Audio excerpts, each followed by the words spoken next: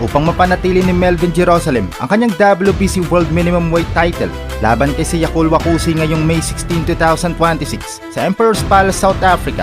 Kinakailangan niya ng isang mas malinis at dominanting taktika kumpara sa kanilang unang pagtutuos noong Oktubre nakaraang taon.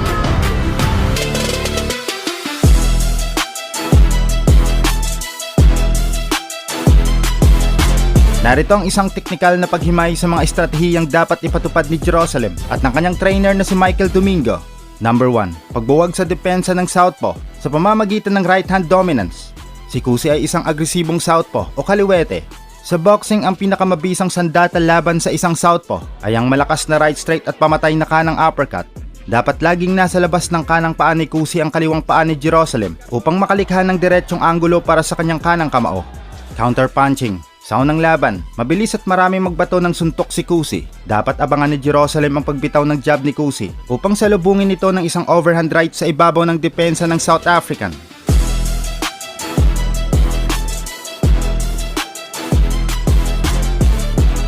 Number 2. Pagsira sa stamina, puntirehin ang bodega o body shots. Kilala si Kusi sa mataas na work rate o walang tigil na pag-atake. Upang mapabagal siya sa mga huling bahagi ng laban o championship rounds, kailangang tutukan ni Jerusalem ang pag-atake sa katawan nito, kumbaga investment na pagtirada sa bodega.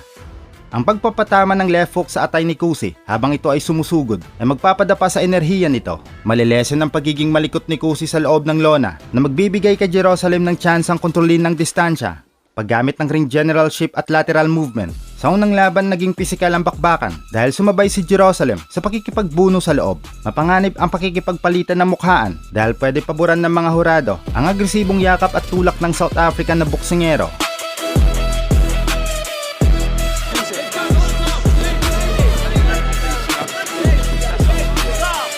Mga anggulo, matapos magpakawala ng 2-3 combinations, dapat gumamit si Jerusalem ng lateral movement o pag-ikot sa gilid sa halip na umatras ng diretso.